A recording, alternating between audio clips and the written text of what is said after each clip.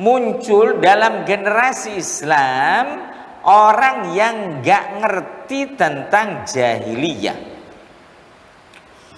Ada hal-hal yang bersifat jahiliyah yang tidak diketahui oleh seseorang. Ya, akhirnya apa? Akhirnya rusak akidahnya. Nah, maka nanti kita akan pelajari, ada kitab yang ditulis oleh Syekh Fauzan namanya Syarhu Masailil Jahiliyah. Penjelasan tentang masalah-masalah jahiliyah. Ya, insya Allah nanti kita akan pelajari kitab itu supaya kita ngerti, supaya kita paham. Nah, itu yang pertama ya. Jadi sebab penyimpangan akidah yang pertama adalah seseorang itu nggak tahu tentang akidah yang benar. Kenapa nggak tahu? Karena nggak belajar, atau perhatiannya kurang terhadap akidah itu. Iya, maka penting Pak. Gitu. Makanya kenapa Nabi Muhammad SAW selama 13 tahun yang ditanamkan itu tauhid. Ketika di Mekah itu luar biasa. Tauhid yang pertama ditanamkan oleh Nabi Muhammad SAW. Yaitu tadi, karena tauhid itu pondasi bagi amal. Jadi amal kebaikan itu harus dibangun di atas tauhid yang lurus, harus dibangun di atas akidah yang benar. Itu yang pertama ya. Kemudian yang kedua adalah terlalu fanatik terhadap pendapat nenek moyang, orang-orang terdahulu, sekalipun itu tidak benar. Iya, di kita ini banyak Pak. Ini banyak ya, orang yang meyakini sesuatu padahal sesuatu itu sebenarnya nggak ada dalam Islam. Ya, nggak ada. Ya, contoh misalnya tentang kesialan bulan Safar, itu kan nggak ada sebenarnya. Bulan Safar, bulan sial, itu nggak ada dalam Islam. Bahkan dalam hadis riwayat Imam Bukhari, Nabi Muhammad SAW bersabda, la safaro, tidak ada kesialan pada bulan Safar. Tapi di kita ini banyak yang menganggap bulan Safar bulan sial, padahal nggak ada dalam Islam. Bahkan Nabi itu bersabda la safaro, tidak ada kesialan pada bulan Safar. Makanya jarang orang menikah bulan Safar itu. Iya, jarang. Kalaupun ada jarang. Padahal nggak ada dalam Islam. Nah itu Pak, contoh. Tapi orang saking yakinnya dengan ucapan nenek moyangnya, terus dipegang teguh itu sampai sekarang. Sampai sekarang. Sampai ada seorang sahabat datang menghadap Nabi Muhammad SAW. Kata sahabat ini, Rasul, itu ada orang yang meyakini bahwa bulan Safar bulan sial. Nabi Muhammad SAW bersabda, itu adalah tradisi orang-orang jahiliyah. Itu sabda Nabi Muhammad SAW. Ya, jadi nggak ada. Gak boleh diyakini, gak ada dalam Islam. Nah, Allah Subhanahu wa taala berfirman dalam surat Al-Baqarah ayat 170, A'udzu billahi minasyaitonir rajim. Wa idza qila lahum ittabi'u ma anzalallahu qalu bal nattabi'u ma alfayna 'alaihi aba'ana. Awalau kana aba'uhum la ya'qiluna syai'an wa la yahtadun.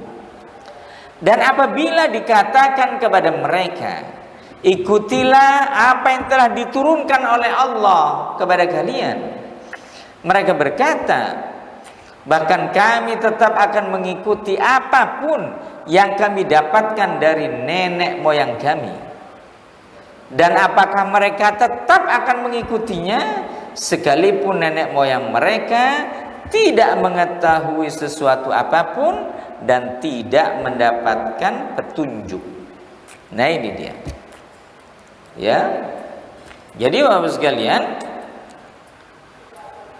ini ayat turun kepada Nabi Muhammad SAW yang disampaikan kepada orang-orang Arab jahiliyah saat itu. Jadi mereka kalau diajak untuk mengikuti apa yang telah diturunkan oleh Allah Subhanahu wa taala, mereka enggak mau. Mereka tetap mengikuti tradisi nenek moyang mereka.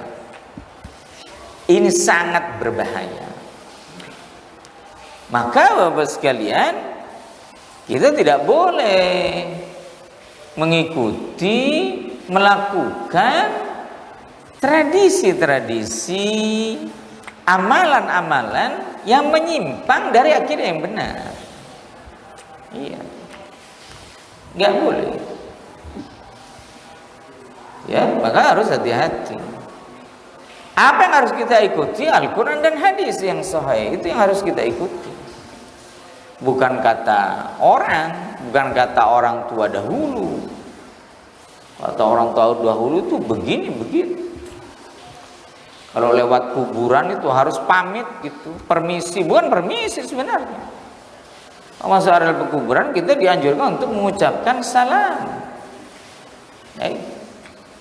Bukan pamit, permisi.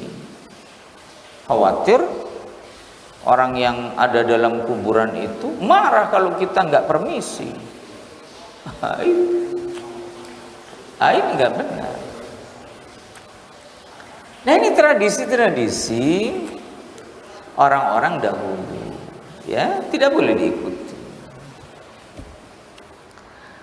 Nah, itu ya Bapak sekalian. Yang kedua ya, ta'assub, fanatik terhadap ucapan nenek moyang.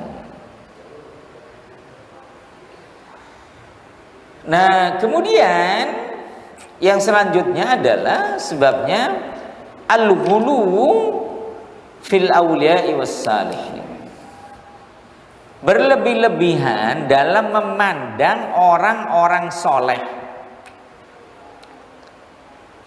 Terlalu berlebihan kultus kepada orang-orang soleh. Tidak boleh dalam Islam. Dalam Islam kita tidak boleh kultus. Menghormati, menghargai para ulama, iya, itu harus. Tapi kultus kepada mereka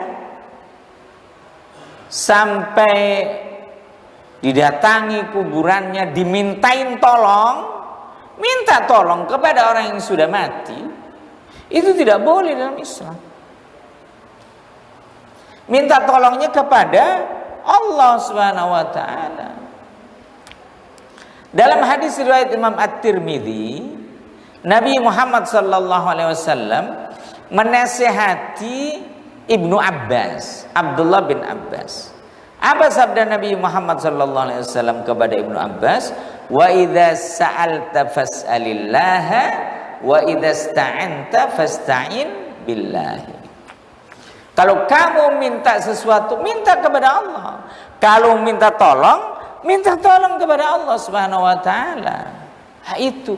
Jadi ada kebergantungan diri kita itu dengan Allah Subhanahu wa taala. Makanya Bapak sekalian, dulu para sahabat itu, Pak, para tabi'in, para ulama salaf dahulu, mereka selalu memohon kepada Allah Subhanahu wa taala sekalipun dalam hal-hal yang kecil, yang remeh. Iya. Di antara ulama itu ada yang jadi tukang roti, pembuat roti. Itu butuh terigu, itu minta kepada Allah. Minta. Luar biasa. Ya. Itu. Hal-hal yang kecil itu mereka minta kepada Allah Subhanahu wa taala. Ya apa sih sebenarnya? Gampang, kita punya duit beli kan. Tapi saking ketergantungannya mereka itu terhadap Allah Subhanahu wa taala, jadi ketika mereka berdoa, mereka menginginkan sesuatu, itu minta kepada Allah Subhanahu wa taala. Ya, minta kepada Allah Subhanahu wa taala. Makanya Aisyah radhiyallahu anha pernah berkata, "Salullaha kulla syai'in hatta sya'athan na'li." Mintalah kepada Allah segala sesuatu yang kalian inginkan, sampai-sampai tali sendal kalian. Mintalah kepada Allah Subhanahu wa taala. Itu, Pak. Artinya apa? Artinya ada kebergantungan dengan Allah Subhanahu wa taala, tidak bergantung kepada makhluk. Iya. Kita ini, Pak, orang datang kuburan, itu nggak tahu kuburan siapa itu. Iya, nggak tahu kuburan siapa itu. Ada kuburan, itu kuburan ini, Pak. Saya pernah dapat cerita dari salah seorang jamaah kita yang tahu persis tentang itu. Itu kuburan kudanya orang Belanda. Dulu orang Belanda punya kuda mati, kudanya dikuburlah di situ. Orang-orang nggak pada tahu, datang ke tempat itu. Katanya meninggal itu wali, katanya wali Allah. Padahal kuburan kuda itu, jelas-jelas kuburan kuda itu. Kuda yang mati dikubur di situ. Nggak tahu isu dari mana itu. Iya, itu Ustaz, itu kuburan kuda itu. Orang itu udah diberitahu tapi nggak mau tahu dia. Kuda berdoa di situ, minta kepada kuda. Bayangkan. Di mana akalnya itu? Ya, kita nggak boleh berlebihan kultus terhadap orang-orang yang saleh. Ya, orang yang sudah meninggal dunia justru harus kita doakan mereka itu agar Allah mengampuni dosa-dosanya. Bukan kita malah minta kepada orang yang sudah mati. Ya, jadi ziarah kubur itu mendoakan orang yang sudah meninggal dunia. Bukan kita minta kepada orang yang sudah mati. Makanya dalam hadis riwayat Imam At-Tirmidzi, Nabi Muhammad SAW berdoa kepada Allah itu, dan Allah mengabulkan doanya. Apa doa Nabi Muhammad SAW? Allahumma la taj'al qabri wasanan yu'bad. Ya Allah, janganlah engkau jadikan kuburanku itu sebagai berhala yang disembah. Itu doa Nabi Muhammad SAW, dan Allah mengabulkan. Makanya orang nggak bisa berlama-lama di depan kuburan Nabi Muhammad SAW, akan diusir oleh askar itu. Ya, roh gitu, roh itu pergi. Ya, pergi, nggak boleh terlalu lama. Dikhawatirkan. Dan Allah Subhanahu Wa Taala mengabulkan doa Nabi Muhammad Sallallahu Alaihi Wasallam. Ya, ini ya Bapak sekalian yang bisa kita kaji. InsyaAllah pertemuan berikutnya masih akan kita jelaskan tentang hal-hal yang berkaitan dengan sebab-sebab penyimpangan akidah dan solusi dari masalah itu, dari penyimpangan akidah itu. Solusinya apa? Nanti kita akan jelaskan insyaallah taala pada pertemuan yang akan datang. Ya, cukup barangkali ya. Insyaallah nanti kita ketemu lagi pada pertemuan yang akan datang insyaallah taala. Beri tutup dengan doa penutup majelis. Subhanakallahumma wa bihamdika asyhadu an la ilaha illa anta astaghfiruka wa atubu ilaik. Assalamualaikum warahmatullahi wabarakatuh.